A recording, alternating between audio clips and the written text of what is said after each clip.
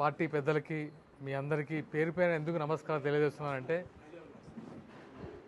ఇంతవరకు జనసేన పార్టీ అంటే ఒక షెల్లో ఉండేది, అంటే ఎక్స్పోజ్ అవ్వలేదు. ఒక్కసారి షెల్ బద్దలు కొట్టి బయటకు వచ్చాం, జనాల మధ్య ఉన్నాం, ప్రచారంలో ఉన్నాం. నిజంగా చాలా నాకు ప్రతి డిస్టిక్ తిరిగినప్పుడు చాలా ఆశ్చర్యం వేసింది. ఇంత అంటే వాళ్ళు ఎంత ఇంట్రెస్ట్ చూపిస్తున్నారు, ఎంత దగ్గరికి రావాలనుకుంటున్నారు అనేది అర్థమైంది. అండ్ దాంతోపాటు ముఖ్యంగా మహిళలందరికీ, వీళ్ళందరూ ఎక్కడికి వెళ్ళినా మన ఆడ కమిటీ మహిళా విభాగం కానీ యూత్ విభాగం కానీ అందరూ కనబడుతుంటే ఇంత ఎండల్లో అక్కడ తెలియని వాళ్ళతో మమేకమై ప్రచారం చేయడం అనేది నిజంగా మీ అందరికీ మరొకసారి ధన్యవాదాలని చెప్తున్నాను. ఎందుకంటే పార్టీని ఎంత గుండెల్లో నింపుకుంటే కానీ అలాంటి పనులు చేయలేము. ఎందుకంటే మన పార్టీ నుంచి ఎటువంటి ఆర్థికంగా సౌకర్యం ఉండకపోవచ్చు, ఎటువంటి సౌకర్యాలు కల్పించకపోవచ్చు, అయినా సరే ప్రత్యేకంగా ఇంట్రెస్ట్ ఏదైతే ఆర్ఎస్ఎస్ భావాల గురించి పవన్ కళ్యాణ్ గారు చెప్తారో, అసలు ఆర్ఎస్ఎస్ మన జనసేన వాళ్ళు కల్పించారు అక్కడ. అది నాకు చాలా తెలియకుండానే నాలో ఒక ఎనర్జీ వచ్చింది. దాంతోపాటు ఇంకొంచెం ఒక ధైర్యం వచ్చింది, లేదు మన వాళ్ళు ఇంకా స్ట్రాంగ్గా ఉన్నారు, ఇంకా స్ట్రాంగ్గా పుష్ చేయాలని.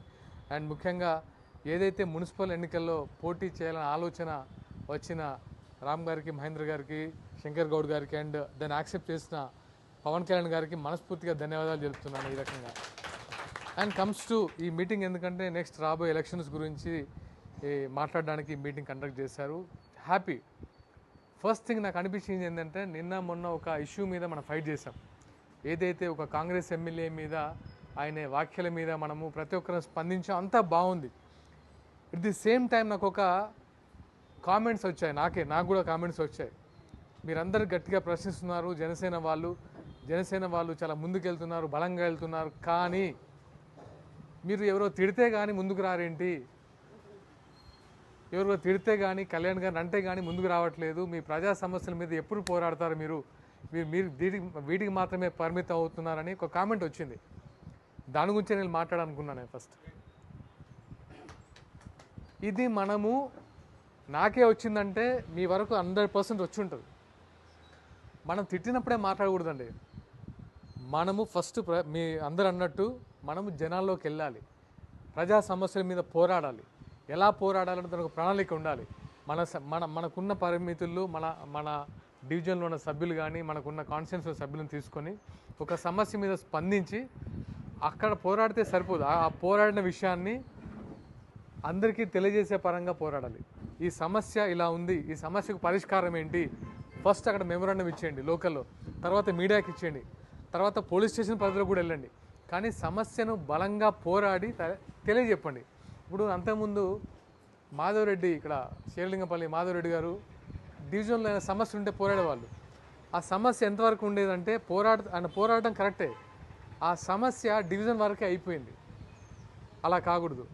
ఆ సమస్యను కొంచెం ఎక్స్పాండ్ చేసి ఆయన రీచ్ చేసి పార్టీ పెద్దలకు తీసుకొచ్చి ఇలా జరుగుతుందంటే ఇంకొంచెం ఎక్కువ ఎలాబరేట్ చేస్తే, ఓహో వీళ్ళు పోరాడుతున్నారు అనే ఒక ఇండికేషన్ బయటికి వెళ్ళాలి. ఎక్కడికక్కడ జనసేన పోరాడుతూనే ఉంది, పోరాటం అనట్లేదు, కానీ అది బయటికి రావట్లేదు. ఎందుకు బయటికి రావట్లేదు అని మనం ఆత్మవంచన చేసుకుందాం. జనసేన పుట్టిందే పోరాట స్ఫూర్తితో. పోరాటం లేకుండా ఇప్పుడు కుతుబ్దిల్లాపూర్ సతీష్ ఎప్పుడు ఫైటింగ్ చేస్తూనే ఉంటాడు ఏదో రకంగా. అంటే ఇక్కడ జిహెచ్ఎంసీ పరిధిలో మనం ఫైట్ చేస్తుంది, బయటికి తెలియట్లేదు. ఆ బయటికి తెలియకపోవడానికి రీజన్స్ ఏంటి? అది పార్టీ పెద్దల వరకు తీసుకొచ్చి మీకేం కావాలి, సౌకర్యాలు కావాలా, మీకు ఏమైనా లీగల్ ఇన్స్ట్రక్షన్స్ కావాలా, మీరు ధైర్యంగా అడగాలి. మీరు అడగకపోతే ఏంటంటే తెలియదు, మాకు కూడా తెలియదు, మాకు ఇది కావాలి, మాకు ఇక్కడ ఈ సమస్య ఉంది, మా పార్టీ పెద్దలు కూడా హెల్ప్ చేయాలని మీరు ధైర్యంగా వచ్చి అడిగినప్పుడే ఆ సమస్యకి పరిష్కారం దొరుకుతుంది. ఆ సమస్యకు పరిష్కారం విధంగా అందరూ ప్రయత్నిద్దాం. సో ఇది ఒక కామెంట్. నెక్స్ట్ ఏంటంటే పొలిటికల్ ఎజెండా. మీరు ఏమవుదాం అనుకుంటున్నారు, నెక్స్ట్ ఎలా పోటీ చేద్దాం అనుకున్నారు, దానికి ఇన్స్ట్రక్షన్స్ శంకర్ గౌడ్ గారు ఇచ్చారు. ఎందుకంటే చాలా క్షుణ్ణంగా ఉంది. మన ఆర్థిక స్తోమత, మన బలం, మన బలహీనతలు కూడా దృష్టిలో పెట్టుకోవాలి. అండ్ అవతలి వాళ్ళ బలాబలాలు అంచనా వేయాలి. మన పార్టీ స్ట్రెంగ్త్, ఇంకా వ్యూహాలు, ఇవన్నీ అంచనా వేసుకొని దిగండి పోటీలో, అది ముఖ్యం. అండ్ అంతేకాదు ఐక్యమత్యం. ఇప్పటి వరకు మన దగ్గర చిన్న ఉంటే అవన్నీ సరిదిద్దుకోండి. నాకు తెలిసి ఏంటంటే మున్సిపల్ ఎన్నికలతో అవన్నీ పటాపంచలు అయ్యాయి. ఎందుకంటే నేను చూశాను, ప్రతి డిస్టిక్లో చూశాను, కలిసి అందరూ, అంటే నాట్ ఓన్లీ ఇక్కడ ప్రతి డిస్ట్రిక్ట్స్లో అందరూ కలిసి పనిచేశారు. అందుకు కోఆపరేషన్ చేసిన ఇన్ఛార్జ్ అందరికీ మరొకసారి థ్యాంక్స్. అండ్ పార్టీలో కొత్తగా వచ్చిన ప్రచారంలో తనదైన శైలితో, తనదైన ముద్రతో, తనకున్న ఫేమ్తో యావత్ ఆల్మోస్ట్ తెలంగాణ రాష్ట్రం అంతా తిరిగిన మా సోదరులు తనీష్ గారికి నేను ప్రత్యేకంగా అభినందనలు.